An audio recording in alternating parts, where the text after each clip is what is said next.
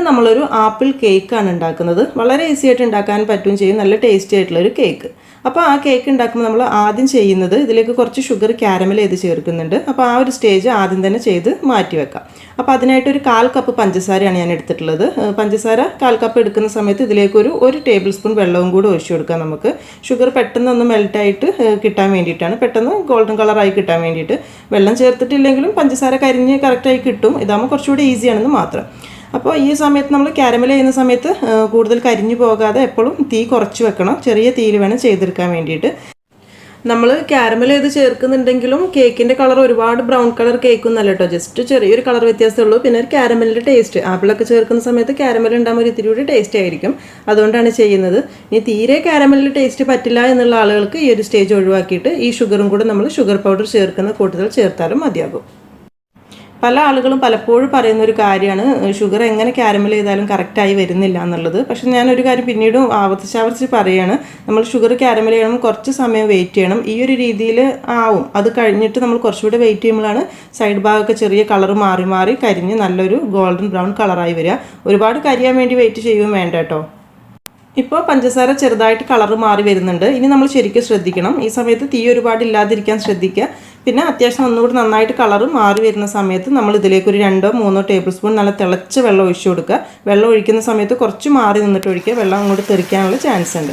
അപ്പോൾ ഇതുകൂടി ഒഴിച്ച് നന്നായിട്ട് അങ്ങ് മെൽറ്റാക്കി എടുക്കുക. ഈ ഒരു രീതിയിലാണ് നമുക്ക് പഞ്ചസാര ക്യാരമൽ ചെയ്തെടുക്കേണ്ടത്. ഏകദേശം ഈ ഒരു കളർ മതി. ഒരുപാട് കളർ കൂടുന്നതിനനുസരിച്ച് നമ്മുടെ പഞ്ചസാരയ്ക്ക് ഒരു കയ്പ്പ് ടേസ്റ്റ് ആയിട്ട് വരും. അപ്പോൾ ഇത് നമുക്കൊരു സൈഡിലേക്ക് മാറ്റി വെക്കാം. ഇനി കേക്കിൻ്റെ ബാറ്റർ ഉണ്ടാക്കാനായിട്ട് തുടങ്ങാം.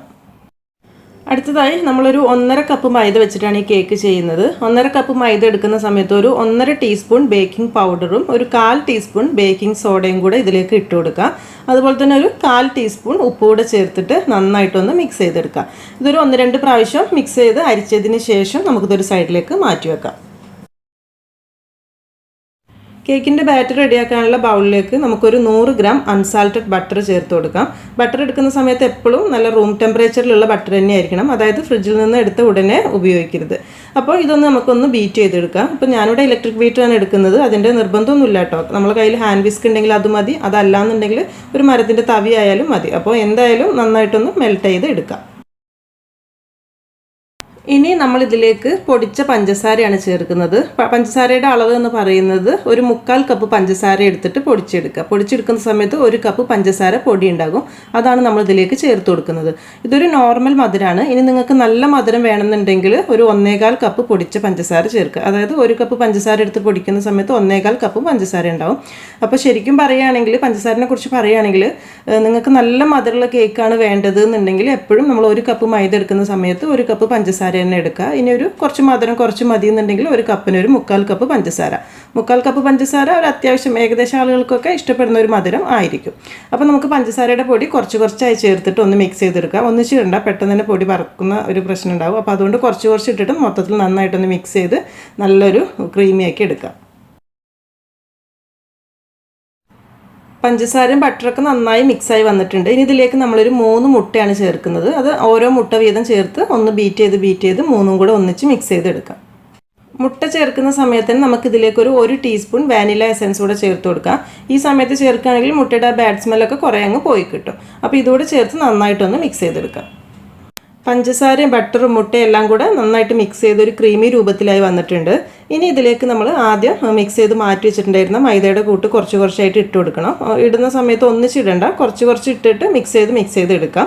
ഈ സമയത്ത് ഇനി ഇലക്ട്രിക് ബീറ്ററിൻ്റെ ഒന്നും ആവശ്യമില്ല. ജസ്റ്റ് ഒരു സ്പാച്ചില അല്ലെങ്കിൽ ഒരു മരത്തിൻ്റെ തവി ഏതെങ്കിലും ഉപയോഗിച്ച് നന്നായിട്ടൊന്ന് മിക്സ് ചെയ്തെടുത്താൽ മതിയാകും. നമ്മൾ കേക്കിൻ്റെ ബാറ്റർ റെഡിയാക്കാൻ തുടങ്ങുന്ന സമയത്ത് തന്നെ നമ്മുടെ ഓവൻ ഒരു 180 ഡിഗ്രി സെൽഷ്യസിൽ 10 മിനിറ്റ് പ്രീ ഹീറ്റ് ചെയ്യാൻ വേണ്ടി വെക്കണം കേട്ടോ. അതൊന്ന് ശ്രദ്ധിക്കണം.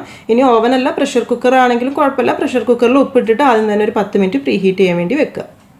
എല്ലാം നന്നായി മിക്സായി വന്നതിന് ശേഷം ഒരു ഇത്തിരി ബാറ്റർ കട്ടിയായിരിക്കും. അപ്പോൾ നമുക്ക് ഇത്തിരി ലൂസാക്കാൻ വേണ്ടിയിട്ട് ഒരു 3-4 ടേബിൾ സ്പൂൺ പാല് ചേർത്ത് കൊടുക്കുക. പാൽ എപ്പോഴും റൂം ടെമ്പറേച്ചർ തന്നെ ആയിരിക്കണം കേട്ടോ.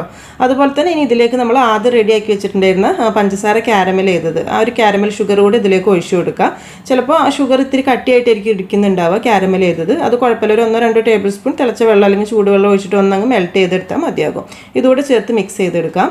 ഇനി ഇതിലേക്ക് നമ്മൾ കുറച്ച് ബദാം ചേർക്കുന്നുണ്ട്. നിങ്ങൾ കയ്യിലുണ്ടെങ്കിൽ ചേർക്കുക, അല്ലെങ്കിൽ കാഷ്യൂ ഉണ്ടെങ്കിൽ അത് ചേർത്താലും മതിയാകും. ഒരു 10-12 ബദാം ചെറുതായി മുറിച്ചത്. അതുപോലെ തന്നെ കുറച്ച് കറുത്ത മുന്തിരി കൂടെ ഞാനിതിലേക്ക് ചേർത്ത് കൊടുക്കുന്നുണ്ട്. നമുക്ക് ട്യൂട്ടി ഫ്രൂട്ടി അങ്ങനെയൊക്കെ വേണമെങ്കിൽ അതോട് ചേർത്ത് കൊടുക്കാം കേട്ടോ. ഇനിയാണ് നമ്മൾ ഇതിലേക്കുള്ള മെയിൻ ഇൻഗ്രീഡിയൻറ്റ് ചേർക്കുന്നത് നമ്മുടെ ആപ്പിൾ. അപ്പോൾ ആപ്പിൾ ഞാൻ കുറച്ച് തൊലിയോട് കൂടെ തന്നെ ഗ്രേറ്റ് ചെയ്തെടുത്തതാണ്. ഒരു 2 ആപ്പിൾ, ഒരു മീഡിയം സൈസുള്ള 2 ആപ്പിൾ കേട്ടോ. വലിയ ആപ്പിളൊക്കെ ആണെങ്കിൽ ഒരു 1.5 ആപ്പിൾ മതിയാകും. ഇനി തൊലി കളയണമെന്നുണ്ടെങ്കിൽ തൊലി കളഞ്ഞിട്ട് എടുക്കാം കേട്ടോ. ഞാൻ അങ്ങനെ നന്നായിട്ട് കഴുകിയതിന് ശേഷം ഇങ്ങനെ ഗ്രേറ്റ് ചെയ്തെടുത്തേ ഉള്ളൂ. ഇതെല്ലാം കൂടെ നന്നായിട്ടൊന്ന് ഒരു സ്പാച്ചിൽ വെച്ച് നന്നായിട്ടൊന്ന് ഫോൾഡ് ചെയ്ത് മിക്സ് ചെയ്തെടുക്കാം. ഇപ്പോൾ നമ്മുടെ ആപ്പിൾ കേക്കിനുള്ള മിക്സ് റെഡി ആയിട്ടുണ്ട്. ഇനി നമുക്കിതൊരു കേക്ക് ടിന്നിലേക്ക് ഒഴിച്ചു കൊടുക്കാം. ഞാനിവിടെ ഈ ഒരു ഷേപ്പിലുള്ള കേക്ക് ടിന്നാണ് എടുത്തിട്ടുള്ളത്. അങ്ങനെ കേക്ക് ടിൻ എടുക്കുന്ന സമയത്ത് നമ്മൾ ഇതിൽ കുറച്ച് ഉള്ളിൽ ഒരു ഇത്തിരി ബട്ടർ ഓയിൽ എന്തെങ്കിലും തടവിയതിന് ശേഷം കുറച്ച് മൈദ ഇട്ടിട്ട് ഒന്നങ്ങ് കൊട്ടിയെടുക്കുക. നമ്മൾ കേക്ക് പെട്ടെന്ന് ഡീമോൾഡ് ചെയ്തെടുക്കാൻ വേണ്ടിയിട്ടാണ്. അപ്പോൾ ബാറ്റർ ഇതിലേക്ക് ഒഴിച്ചു കൊടുക്കാം. ഈ കേക്ക് ടിന് നന്നായിട്ടൊന്ന് ടാപ്പ് ചെയ്ത് കൊടുക്കുക. ബാറ്ററൊക്കെ ലെവലാവാനും അതുപോലെ തന്നെ എയർ ബബിൾസ് ഉണ്ടെങ്കിൽ പോകാനൊക്കെ വേണ്ടിയിട്ടാണ്. ഇനി നമ്മൾ പ്രീ ഹീറ്റ് ചെയ്ത് വെച്ചിട്ടുള്ള ഓവനിൽ 180 ഡിഗ്രി സെൽഷ്യസിൽ ഒരു 40 to 45 മിനിറ്റ് വേണ്ടി വരും ഈ ഒരു കേക്ക് ബേക്കായി വരാൻ വേണ്ടിയിട്ട്. ഒരു 35 മിനിറ്റ് കഴിയുന്ന സമയത്ത് ജസ്റ്റ് ഒന്ന് തുറന്ന് നോക്കുക. ഓരോ ഓവൻ അനുസരിച്ച് ചിലപ്പം വ്യത്യാസം വരാം. ഇപ്പോൾ നമ്മുടെ കേക്ക് ഒരു 45 മിനിറ്റ് കൊണ്ട് കറക്റ്റ് ബേക്കായി വന്നിട്ടുണ്ട്. കേക്ക് കറക്റ്റ് ബേക്ക് ആയിട്ടുണ്ടോ എന്ന് അറിയാൻ വേണ്ടിയിട്ട് ഒരു സ്ക്വയർ വെച്ച് ഒന്ന് കുത്തി നോക്കുക. അപ്പോൾ ആ സമയത്ത് നമ്മുടെ സ്ക്വയറിൽ ബാറ്റർ ഒന്നും ഇല്ല, പെർഫെക്റ്റ് ആയിട്ട് വന്നിട്ടുണ്ട് എന്നുണ്ടെങ്കിൽ ഓക്കെയാണ്. ഇനി ഇൻ കേസ് നിങ്ങൾ കേക്ക് പുറത്തെടുക്കുന്ന സമയത്ത് സ്ക്വയറിൽ ഇത്തിരിയെങ്കിലും മാവ് ഉണ്ട് എന്നുണ്ടെങ്കിൽ നമ്മൾ കേക്ക് ഒരു 2-3 മിനിറ്റ് കൂടെ എക്സ്ട്രാ ബേക്ക് ചെയ്യേണ്ടി വരും. അല്ലാതെ നമ്മൾ തണുക്കാൻ വേണ്ടി വെയിറ്റ് ചെയ്തിട്ട് കാര്യം ഉണ്ടാവില്ല. ചിലപ്പോൾ ഉൾഭാഗം വേവാത്ത പ്രശ്നം ഉണ്ടാവും. ഇനി നമുക്കിത് തണുത്തതിന് ശേഷം ഡീമോൾഡ് ചെയ്തെടുക്കാം. ഒന്നങ്ങ് ചൂടാറിയ ശേഷം നമുക്കിത് കേക്ക് ടിന്നിൽ നിന്നും ഡീമോൾഡ് ചെയ്യാം. ആ സമയത്ത് നോക്കുന്ന സമയത്ത് ഇപ്പോൾ സൈഡിലൊക്കെ വിട്ട് വന്നിട്ടുണ്ട്. ഇനി ഇങ്ങനെ വന്നിട്ടില്ലെങ്കിൽ മാത്രം ഒരു കത്തി കൊണ്ടോ സ്പൂൺ കൊണ്ടോ ജസ്റ്റ് ഒന്ന് സൈഡ് വിടിച്ചതിന് ശേഷം ഡീമോൾഡ് ചെയ്തെടുക്കാം. അപ്പോൾ എപ്പോഴും നമ്മളിത് ഡീമോൾഡ് ചെയ്ത് ഉടനെ തന്നെ കട്ട് ചെയ്ത് കഴിക്കരുത്. ആ ഒരു ചൂടോട് കൂടി തന്നെ കഴിച്ചാൽ ഒരിക്കലും നമ്മൾ വിചാരിക്കുന്ന ടേസ്റ്റ് കേക്കിന് കിട്ടില്ല. ആ ബേക്കിംഗ് പൗഡറിൻ്റെ ഒക്കെ ഒരു ടേസ്റ്റൊക്കെ ആയിരിക്കും മുൻപിൽ ഉണ്ടാവുക.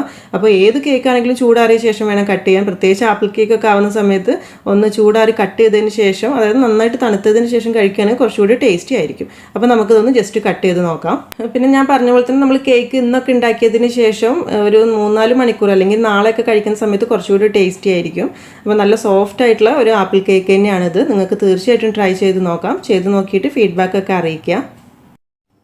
അതുപോലെ തന്നെ വീഡിയോ ഇഷ്ടപ്പെട്ടിട്ടുണ്ടെങ്കിൽ ഷെയർ ചെയ്യാനും ലൈക്ക് ചെയ്യാനൊന്നും മറക്കരുത്. സബ്സ്ക്രൈബ് ചെയ്യാത്തവരുണ്ടെങ്കിൽ സബ്സ്ക്രൈബ് ചെയ്യാനും മറക്കരുത് കേട്ടോ. താങ്ക്